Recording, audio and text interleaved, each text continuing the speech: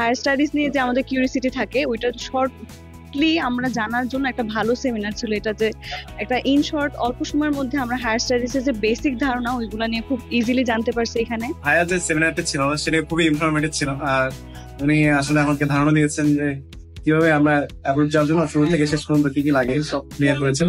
এছাড়াও পাশাপাশি আমাদের যেসব কোয়েশ্চেন ছিল, বিশেষ করে আমার যে কোয়েশ্চেন ছিল আমি তার সাথে কথা বলেছি, তো উনি আমাদের সুযোগ ডাউট সব পুরোপুরি ক্লিয়ার করে দিয়েছেন। ওয়াসিক আমিন ভাইয়ের যে সেমিনারটি ছিল সেটি আসলে অনেক বেশি জরুরি ছিল, বিশেষ করে আমার জন্য।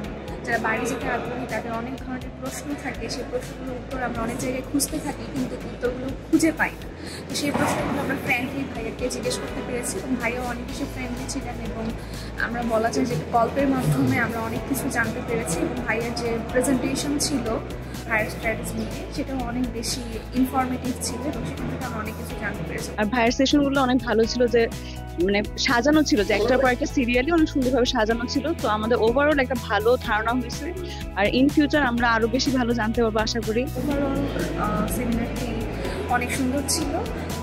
SAU ল্যাঙ্গুয়েজ ক্লাবকে অসংখ্য ধন্যবাদ এবং সুন্দর সেমিনার